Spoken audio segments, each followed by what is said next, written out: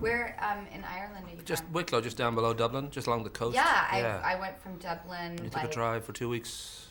Yeah. Oh, you. Well, I remember I spoke to you before. Yeah, but it's nice. Already. God, I'm so Well, bored. that's good. We'll hit on it though. That's fine. Ready to rock.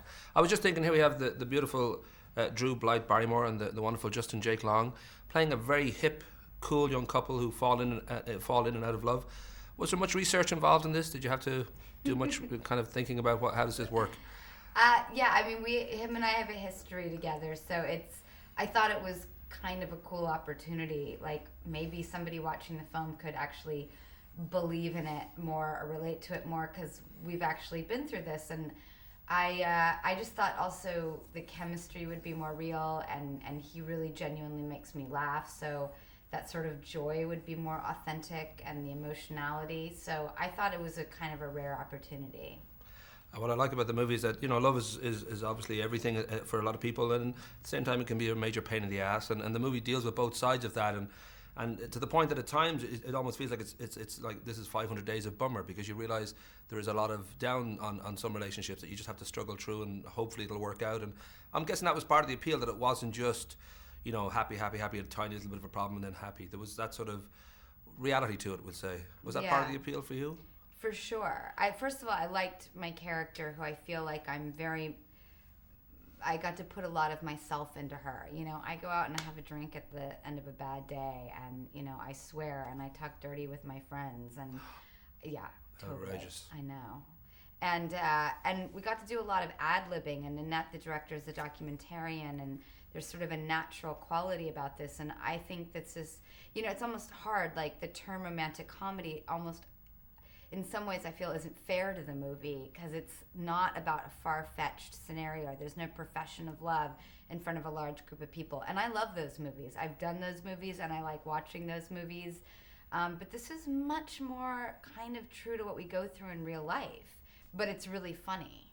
So it's like the anti-McConaughey and Hudson.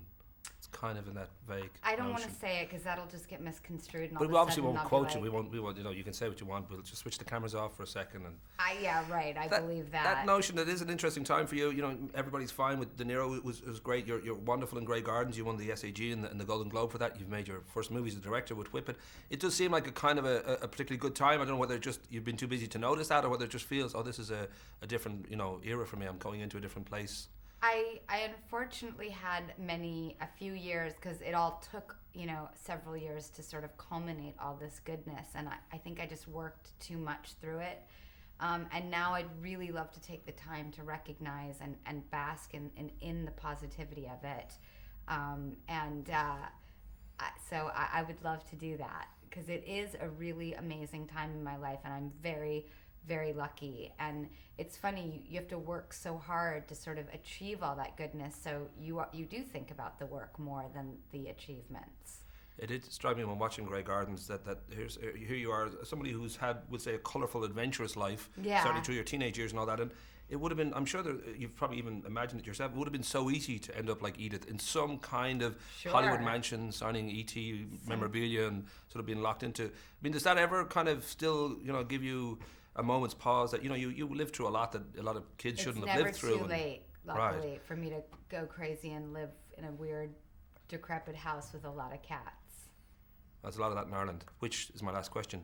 I know your great-great-grandfather, I think it is, John Drew, was Irish. You did spend 2 weeks travelling from Dublin around. You're a jet-setting superstar. You haven't been back since, or have you been back since? I cannot wait to go back to Ireland. I loved it so much. And I, being the workaholic that I am, I almost never get to go anywhere for a couple weeks at a time. But I mean, I just had the most extraordinary experience there, and really just getting to drive and pull over and run through these great parks and fields and find secret beaches after a 3-hour walk through the woods. I love Ireland. I love the people. It's just a wonderful place, and I'll be fortunate to return.